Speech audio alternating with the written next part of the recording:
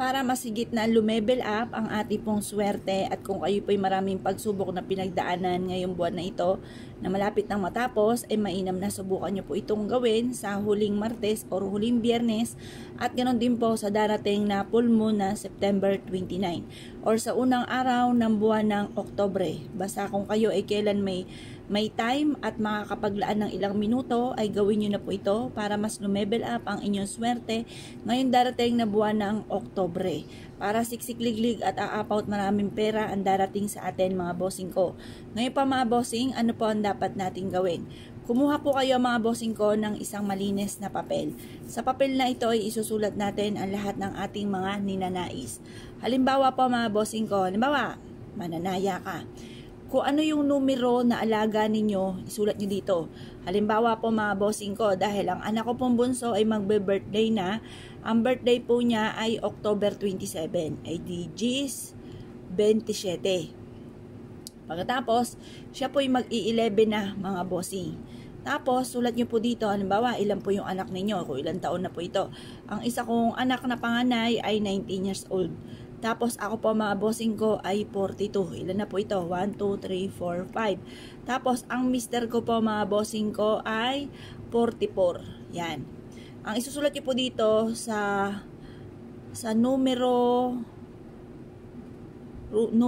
kung alaga na ito ay mananalo ako ng jackpot. Yan. Mag-wish ka rin naman, ay di lubos-lubosin nyo na mga bossing. Yan. Tapos lagyan natin ng pentacles. Yan. Para may proteksyon at magkatotoo, hindi tayo malasin.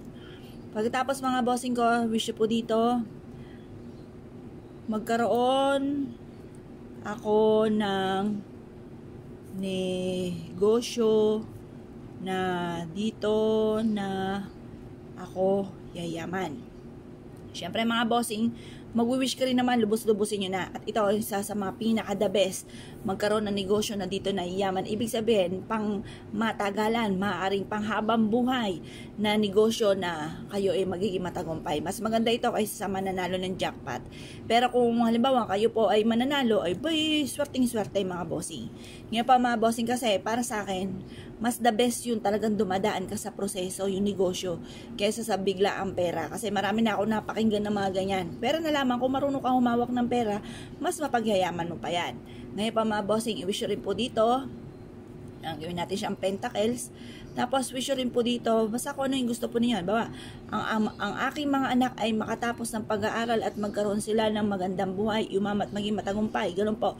Or kaya, gumaling kami sa aming karamdaman at magkaroon kami ng mahabang buhay, ganun po mga bossing ko ang pag-wish. Pagtapos na po kayo mag-wish mga bossing ko, ang gawin nyo lamang, kumuha po kayo nito mga bossing. Bakit po natin kailangan ng bawang? Ang bawang isa sa mga paborito ko. Bagamat yung iba parang hindi ka maniniwala, pero kung hindi mo susubukan, hindi mo malalaman ng napaka-epektibo po nito. Basta huwag kayong aasa dito. Baka naman po gumawa ka ng ganito at ikaw ay aasa na uulan ng pera. At ang pera ang mismong lalapit sa inyo. Abay, wala pong ganon. Kailangan sipag at tiyaga. Kaso nga lang minsan, masisipag naman po tayo. Yun ang malaking katanungan. Masipag, madiskarte, ginawa na lahat, hindi nakakalimot magdasal. Pero nadadali pa rin tayo ng kamalasan. Kaya dyan papasok ang mga pampaswerte. Pero kung ikaw yung batugan, huwag kang magtataka na wala kang pera. Siyempre, batugan ka eh. Ganun talaga. Ngayon pa mga bossing, kung marami kang pangarap, marami rin ang kayod. Kung mansyon ang pangarap, mansyon din ang kayod mga bossing, huwag kakalimutan. Kasi baka naman po mga bossing ko, mansyon ang inyo pong pangarap, pero ang kayod, gapranggot, gakubo ang kayod. Kaya kailangan, depende rin po yan sa pagkayod po natin mga bossing. Pag malaki ang gusto mong bahay, malaki rin ang kayod. Ganun lang naman po yun mga bossing.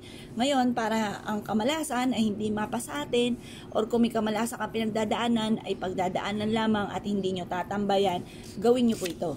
Ngayon pa mga bossing, tupiin nyo po yan. Pagkatapos, mag-ready ka na ng tali.